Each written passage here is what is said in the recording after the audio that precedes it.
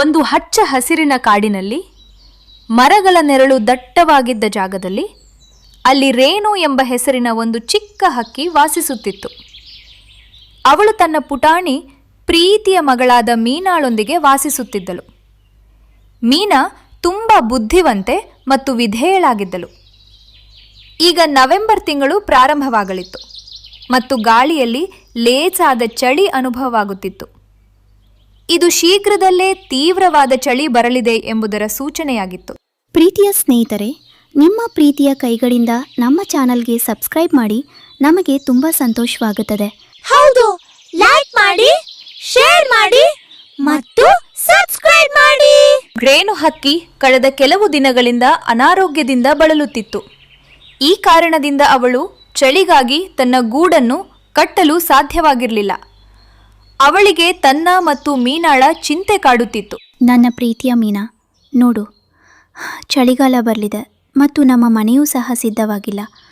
ನಾನು ದುರ್ಬಲಳಾಗಿದ್ದೇನೆ, ಆದ್ದರಿಂದ ನಾನು ಸ್ವತಃ ಕಟ್ಟಿಗೆಗಳನ್ನು ತರಲು ಹೋಗಲು ಸಾಧ್ಯವಾಗುವುದಿಲ್ಲ. ಅಮ್ಮ, ನೀವು ಚಿಂತಿಸಬೇಡಿ, ನಾನು ಹೋಗುತ್ತೇನೆ. ನಾನು ಎಲ್ಲಿಗೆ ಹೋಗಬೇಕು ಎಂದು ನೀವು ನನಗೆ ಹೇಳಿ. ಬೆಟ್ಟಗಳ ಬಳಿ ಸಾಕಷ್ಟು ಒಣಗಿದ ಬಲವಾದ ಕಟ್ಟಿಗೆಗಳಿವೆ, ಆದರೆ ಅಲ್ಲಿಗೆ ಹೋಗಲು ಬಹಳ ಸಮಯ ತೆಗೆದುಕೊಳ್ಳುತ್ತದೆ ಮತ್ತು ದಾರಿಯೂ ಸ್ವಲ್ಪ ಕಷ್ಟಕರವಾಗಿದೆ. ಆದ್ದರಿಂದ ನೀನು ಬೇಗ ಹೋಗಬೇಕು. ಸರಿ ಅಮ್ಮ, ನಾನು ಈಗಲೇ ಹೋಗಿ ಬೇಗ ಹಿಂದಿರುಗಿ ಬರುತ್ತೇನೆ. ಮೀನಾ ಹೋಗಲು ಸಿದ್ಧಳಾದ ತಕ್ಷಣ ಆಗಲೇ ಗೌರಿ ಕಾಗೆ ತನ್ನ ಮಗ ಜಗ್ಗುವನ್ನು ಕರೆದುಕೊಂಡು ಅಲ್ಲಿಗೆ ತಲುಪಿದಳು. ಜಗ್ಗು ಸ್ವಲ್ಪ ತುಂಟನಾಗಿದ್ದ. ಗೌರಿ ಕಾಗೆಯೂ ಸಹ ಜಗ್ಗುವನ್ನು ಕಟ್ಟಿಗೆಗಳನ್ನು ತರಲು ಬೆಟ್ಟಗಳ ಬಳಿಯೇ ಕಳುಹಿಸುತ್ತಿದ್ದಳು. ಅರೆ ರೇಣು, ನೀನ್ ಹೇಗಿದ್ದೀಯಾ? ನಾನ್ ಸಹ ಜಗ್ಗುವನ್ನು ಕಟ್ಟಿಗೆಗಳನ್ನು ತರಲು ಕಳುಹಿಸುತ್ತಿದ್ದೆ. ನಾವೇಕೆ ಈ ಇಬ್ಬರು ಮಕ್ಕಳನ್ನು ಒಟ್ಟಿಗೆ ಕಳುಹಿಸಬಾರ್ದು? ಜೊತೆಯಲ್ಲಿ ಇವರು ಸುರಕ್ಷಿತರಾಗಿಯೂ ಭಾವಿಸುತ್ತಾರೆ ಮತ್ತು ಹೆದರುವುದಿಲ್ಲ. ಹೌದು, ಇದು ಉತ್ತಮವಾಗಿರುತ್ತದೆ. ಮೀನಾ, ನೀನು ಜಗ್ಗುವಿನ ಜೊತೆ ಹೋಗು. ನೀವಿಬ್ರು ಒಬ್ರಿಗೊಬ್ರು ಗಮನ ಇರಲಿ. ಸರಿ ಅಮ್ಮ, ನಡೆಯಿರಿ, ಹೋಗೋಣ. ಮೀನಾ ಮತ್ತು ಜಗ್ಗು ಕಟ್ಟಿಗೆಗಳ ಹುಡುಕಾಟದಲ್ಲಿ ಹೊರಟರು. ದಾರಿಯಲ್ಲಿ ಎತ್ತರ ತಗ್ಗುಗಳಿದ್ದವು ಮತ್ತು ಚಿಕ್ಕ ಚಿಕ್ಕ ಮರಗಳಿದ್ದವು. ಜಗ್ಗುವಿಗೆ ಸ್ವಲ್ಪ ಸಮಯದಲ್ಲೇ ತಮಾಷೆ ಮಾಡಲು ಮನಸ್ಸಾಯಿತು. ಮೀನಾ, ಎಷ್ಟು ಮಜಾ ಬರುತ್ತಿದೆ. ನಡೀರಿ, ಸ್ವಲ್ಪ ಹೊತ್ತು ಮುಚ್ಚಿ ಆಟ ಆಡೋಣ. ಜಗ್ಗು, ಈಗ ಬೇಡ. ಅಮ್ಮ ಹೇಳಿದ್ದಾರೆ ನಾವು ಬೇಗ ಕೆಲಸ ಮುಗಿಸ್ಬೇಕು. ನಾವು ತಡ ಮಾಡಿದ್ರೆ ಕಟ್ಟಿಗೆಗಳನ್ನು ತರಲು ಸಾಧ್ಯವಾಗುವುದಿಲ್ಲ ಮತ್ತು ಚಳಿ ಹೆಚ್ಚಾಗುತ್ತದೆ. ಅರೆ, ಸ್ವಲ್ಪ ತಡವಾದ್ರೆ ಏನೂ ಆಗೋದಿಲ್ಲ. ಕೇವಲ ಒಂದು ಬಾರಿ, ದಯವಿಟ್ಟು. ಸರಿ, ಆದರೆ ಕೇವಲ 5 ನಿಮಿಷ.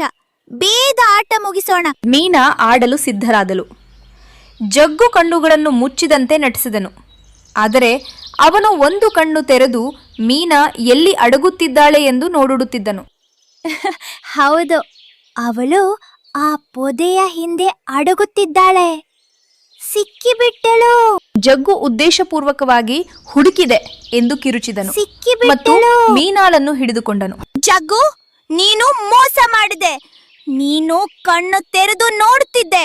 ಇದು ತಪ್ಪು. ಅರೆ, ಇದು ಮಜಾ ಅಷ್ಟೇ. ಈಗ ಸಾಕು ಆಡೋದು. ನಡೀರಿ, ಈಗ ಹೋಗೋಣ. ಜಗ್ಗುವಿನ ಈ ನಡವಳಿಕೆ ಮೀನಾಳಿಗೆ ಸ್ವಲ್ಪವೂ ಇಷ್ಟವಾಗಲಿಲ್ಲ. ಆದರೆ ಅವಳು ಏನನ್ನೂ ಹೇಳದೆ ಅವನ ಹಿಂದೆ ಹಿಂದೆ ನಡೆಯಲು ಶುರು ಮಾಡಿದಳು. ಅವಳು ತನ್ನ ಜವಾಬ್ದಾರಿಯ ಬಗ್ಗೆ ಯಾವಾಗಲೂ ಪ್ರಾಮಾಣಿಕವಾಗಿರಲು ಮನಸ್ಸಿನಲ್ಲಿ ನಿರ್ಧರಿಸಿದಳು. ಅವರಿಬ್ಬರೂ ಮುಂದೆ ಸಾಗುತ್ತಿದ್ದಾಗ ಅವರಿಗೆ ದಾರಿಯಲ್ಲಿ ಒಬ್ಬಳು ಬಹಳ ಮುದುಕಿ ಮತ್ತು ದುರ್ಬಲಳಾದ ಪಾರಿವಾಳ ರಾಣಿ ಸಿಕ್ಕಳು. ಅವಳು ಬಿಸಿಲಿನಲ್ಲಿ ನಿಟ್ಟುಸಿರು ಬಿಡುತ್ತಿದ್ದಳು ಮತ್ತು ಬಹಳ ಬಾಯಾರಿದಂತೆ ಕಾಣುತ್ತಿದ್ದಳು. ನನ್ನ ಪ್ರೀತಿಯ ಮಕ್ಕಳೇ, ನೀವು ನನಗೆ ಸ್ವಲ್ಪ ಸಹಾಯ ಮಾಡ್ಬೋದೇ? ನನಗೆ ತುಂಬ ಬಾಯಾರಿಕೆ ಆಗಿದೆ. ಈ ಒಣಗಿದ ದಾರಿಯಲ್ಲಿ ದೂರದವರೆಗೆ ನೀರಿಲ್ಲ. ನನಗೆ ಸ್ವಲ್ಪ ನೀರು ಸಿಕ್ಕಿದ್ರೆ ನನ್ನ ಜೀವ ಉಳಿಯುತ್ತದೆ. ನಡೆಯಿರಿ ಮೀನಾ, ನಮಗೆ ತಡವಾಗುತ್ತಿದೆ. ಮತ್ತು ನೀನು ಅಜ್ಜಿ, ನೀನೇ ಹೋಗಿ ನೀರು ಕುಡಿ. ನಾವು ಕಟ್ಟಿಗೆಗಳನ್ನು ತರಬೇಕು. ನಮ್ಮ ಬಳಿ ವ್ಯರ್ಥ ಮಾಡಲು ಸಮಯವಿಲ್ಲ. ಜಗ್ಗು, ಇದು ತಪ್ಪು. ನಾವವ್ರಿಗೆ ಸಹಾಯ ಮಾಡಬೇಕು. ಇಲ್ಲ, ನಾನು ಹೋಗುತ್ತಿದ್ದೇನೆ. ಜಗ್ಗು ಕೋಪದಿಂದ ಒಬ್ಬನೇ ಕಟ್ಟಿಗೆಗಳ ಕಡೆಗೆ ಓಡಿದನು. ಮೀನಾ ಸ್ವಲ್ಪವೂ ತಡ ಮಾಡಲಿಲ್ಲ. ಅವಳು ಹತ್ತಿರದ ನದಿಯಿಂದ ಸ್ವಲ್ಪ ನೀರು ತಂದು ಮುದುಕಿ ಪಾರಿವಾಳ ರಾಣಿಗೆ ಕುಡಿಸಿದಳು. ಅಜ್ಜಿ, ನೀವು ಸ್ವಲ್ಪವಾಗಿ ಕುಡಿಯಿರಿ. ನೀವು ತುಂಬಾ ಸುಸ್ತಾಗಿರ್ಬಹುದು. ದೇವ್ರು ನಿನ್ನನ್ನು ಆಶೀರ್ವದಿಸ್ಲಿ ಪ್ರೀತಿಯ ಮೀನಾ. ನೀನ್ ನಿಜವಾಗಿಯೂ ತುಂಬಾ ದಯೆಯುಳ್ಳ ಮಗು. ನಿನ್ನ ಈ ದಯೆಯು ನನ್ನ ಜೀವವನ್ನು ಉಳಿಸಿದೆ. ನಿನ್ನ ಈ ಉಪಕಾರಕ್ಕೆ ಧನ್ಯವಾದ ಹೇಳಲು ನನ್ನ ಬಳಿ ಒಂದು ಉಡುಗೊರೆ ಇದೆ. ಪಾರಿವಾಳ ರಾಣಿ ಮೀನಾಳನ್ನು ತನ್ನ ಚಿಕ್ಕ ಮನೆಗೆ ಕರೆದುಕೊಂಡು ಹೋದಳು ಮತ್ತು ಅವಳಿಗೆ ಒಂದು ಸಾಮಾನ್ಯವಾಗಿ ಕಾಣುವ ಆದರೆ ಮಾಂತ್ರಿಕವಾದ ಕಟ್ಟಿಗೆಯನ್ನು ನೀಡಿದರು. ಮಗಳೇ, ಇದು ಸಾಮಾನ್ಯ ಕಟ್ಟಿಗೆಯಲ್ಲ. ಇದನ್ನು ಪ್ರೀತಿಯಿಂದ ಮುಟ್ಟಿ ನೀನು ಏನನ್ನು ಕೇಳುವೆಯೋ ಅದು ತಕ್ಷಣವೇ ನಿನ್ನ ಮುಂದೆ ಬರ್ತದೆ. ಇದನ್ನು ನಿನ್ನ ಒಳ್ಳೆಯ ಇಚ್ಛೆಗಳಿಗಾಗಿ ಬಳಸಬೇಕು. ಧನ್ಯವಾದ ಅಜ್ಜಿ. ನಾನು ನಿಮ್ಮ ಈ ಉಪಕಾರವನ್ನು ಎಂದಿಗೂ ಮರೆಯುವುದಿಲ್ಲ. ಮೀನಾ ಸಂತೋಷದಿಂದ ಮಾಂತ್ರಿಕ ಕಟ್ಟಿಗೆಯನ್ನು ತೆಗೆದುಕೊಂಡು ತಕ್ಷಣವೇ ತನ್ನ ಮನೆಯ ಕಡೆಗೆ ಹೊರಟಳು. ಅವಳು ಜಗ್ಗುವಿನ ಮರಳಿ ಬರುವಿಕೆಗೆ ಕಾಯದೆ ತನ್ನ ತಾಯಿಯ ಬಳಿ ತಲುಪಿದಳು. ಅಮ್ಮ, ಅಮ್ಮ, ನೋಡಿ, ನಾನು ಒಬ್ಬಳೇ ಕಟ್ಟಿಗೆಗಳನ್ನು ತರಲು ಸಾಧ್ಯವಾಗಲಿಲ್ಲ. ಆದರೆ ನಾನು ಒಂದು ಮಾಂತ್ರಿಕ ವಸ್ತುವನ್ನು ತಂದಿದ್ದೇನೆ. ಮಾಂತ್ರಿಕ ವಸ್ತುವೇ?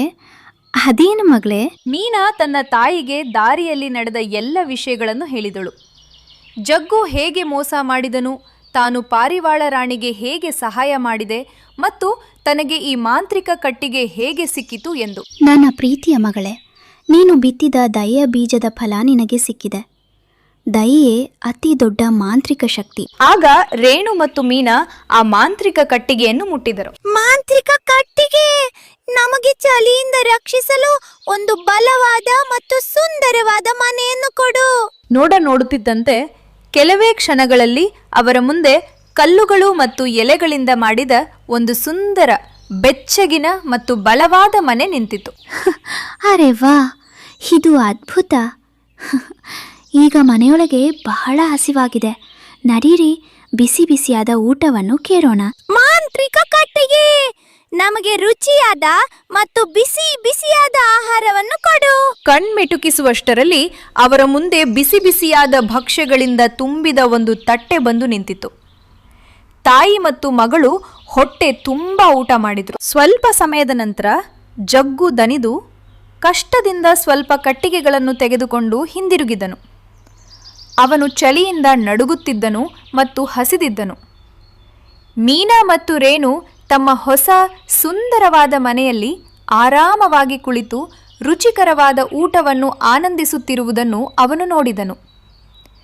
ತಾನು ಮುದುಕಿ ಪಾರಿವಾಳ ರಾಣಿಗೆ ಸಹಾಯ ಮಾಡಿದ್ದರೆ ಬಹುಶಃ ತನಗೂ ಈ ಅವಕಾಶ ಸಿಗುತ್ತಿತ್ತು ಎಂದು ಜಗ್ಗುವಿಗೆ ತನ್ನ ತಪ್ಪಿನ ಅರಿವಾಯಿತು. ಇತ್ತ ಡಿಸೆಂಬರ್ ತಿಂಗಳು ಪ್ರಾರಂಭವಾಗಿತ್ತು. ಹೊರಗೆ ತೀವ್ರವಾದ ಚಳಿ ಇತ್ತು. ಆದರೆ ರೇಣು ಮತ್ತು ಮೀನಾ ತಮ್ಮ ಹೊಸ ಮಾಂತ್ರಿಕ ಮನೆಯಲ್ಲಿ ಬಿಸಿ ಬಿಸಿ ಊಟದೊಂದಿಗೆ ಸಂತೋಷದಿಂದ ಮತ್ತು ಆರಾಮವಾಗಿ ವಾಸಿಸಲು ಶುರು ಮಾಡಿದರು.